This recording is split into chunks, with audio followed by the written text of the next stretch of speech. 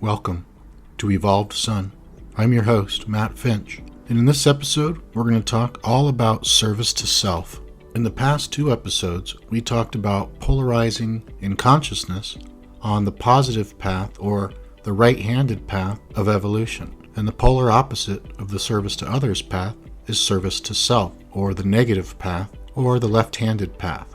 I'm going to be using as a resource for this episode a concept guide, the Raw Contact Resource Series by Gary Bean and Diana Roy.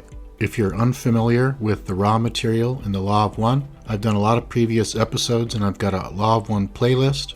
It's certainly not a prerequisite for this episode, but it could help. Alright, so let's get right into it. Service to self. In the course of third density, there's a choice to make regarding how one will love, how one will serve, and how one will relate to the free will of self and others. This choice determines whether one will absorb the energy of others for selfish gain or radiate it to others in free giving. Of these two available choices, the Confederation calls the negative or left-hand path service to self. This path and its counterpart, service to others, first diverge from one another on their respective relationship to free will. Those of the negative polarity form a separation-based relationship to free will, concluding that the free will of the other self need not be respected, honored, valued, or supported. The other self, instead, is to be manipulated, exploited, controlled, and enslaved for the sole benefit of the self. The greater the enslavement, the more total the infringement, the more the negative entity moves forward upon its path of polarity. As the service to self entity progresses into higher densities, that orientation becomes even more pure, to the extent that they reject completely the concept of other selves' free will. This polarized relationship to free will is seen in terms of that which prompts the service for each polarity. Positive entities await the call or request before offering their service. Negative entities do not await the request, but instead call themselves to service. The negative service, however, looks very different from the positive. Recall that Ra names the negative polarity service to self. The negative entity is not asking, "What can I do to meet your need and contribute to your empowerment?" but is instead asking, "How can I use you to enhance myself? How can I gain your power or your money, property, status, or your obligated, obedient servitude?" This is a model of opportunism wherein those of the negative polarity will infringe whenever they feel it possible and to their benefit. In this model, all means, including gross deceit, are fair game. Whereas Ra describes the positive polarity as energetically radiant, they describe the negative polarity as energetically absorptive. This is not an absorption that simply receives what is given, but one that seeks to take what is not, at least consciously or knowingly, offered. What is taken? Principally the power of other selves through infringement upon their free will. That infringement growing more powerful, skilled, and subtle as the negative being advances in the densities. The more that the higher density negative entity can deceive the other self into surrendering their will, the more strongly polarized it becomes. Service to self and the veil.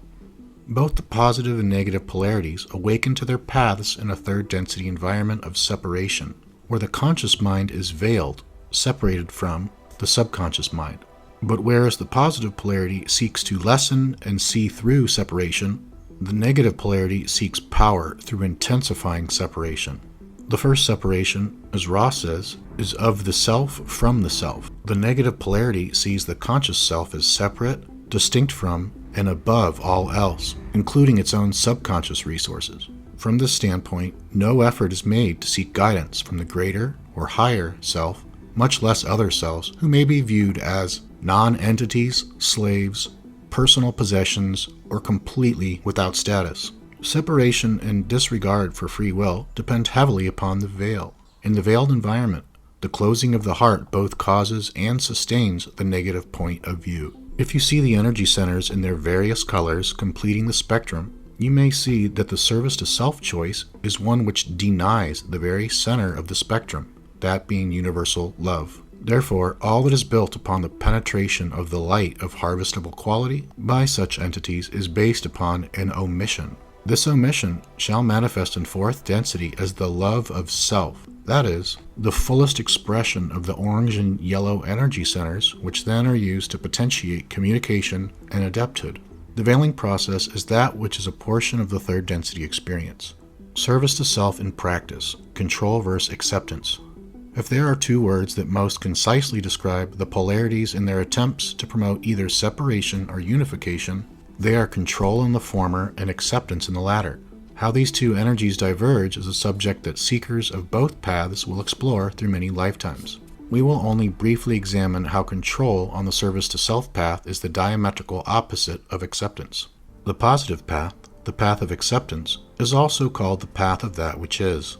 The journey, then, is a progressive discovery of what is, which is also to say, a progressive releasing of resistance, removing blockage to what is. To rediscover what is, each facet of the self in the creation is seen, is brought into the heart, and is deeply accepted. The negative entity does not accept the present as it manifests, and therefore desires literally to control the creation, to rule, to manipulate, to bend all people and all things to its individual will. This is exercised not with the intention to empower, serve, and heal others by honoring their own divinity, but to dominate, enslave, and strip the status of others, thereby acquiring their power for the individual self.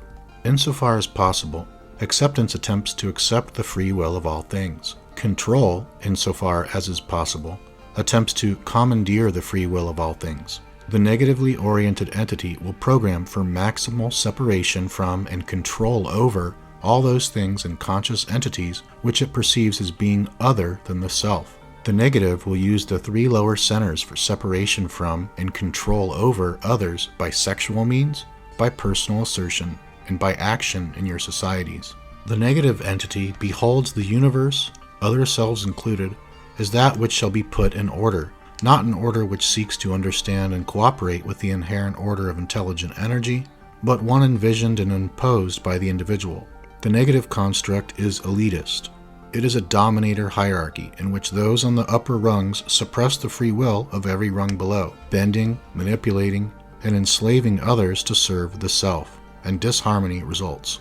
The ability to polarize negatively requires an enormously strong will and self-discipline, for the negative entity is omitting the springboard of the green ray and using the deepest negative manifestations of red, orange, yellow rays to contact intelligent infinity. The negative polarity illustrates the path of separation.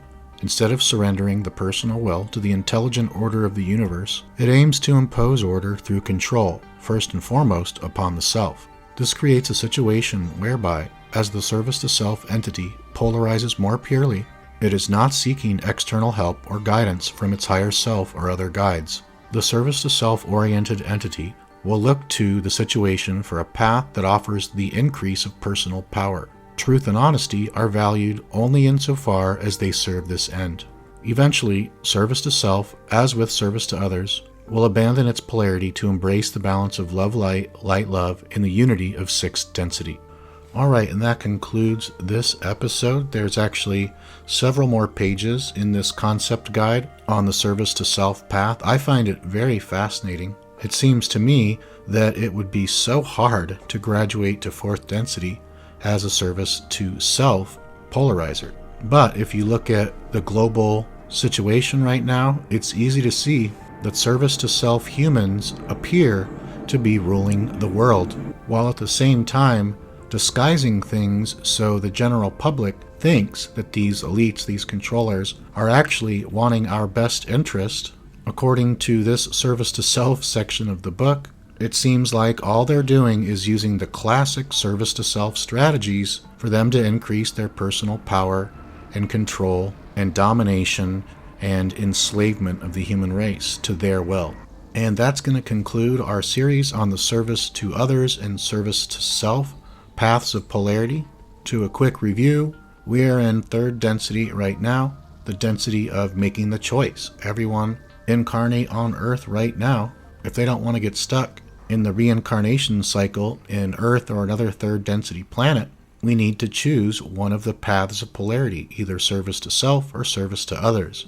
And I suspect everybody following this Evolved Sun channel has either already made the decision to be of service to others or is on their way to making that decision.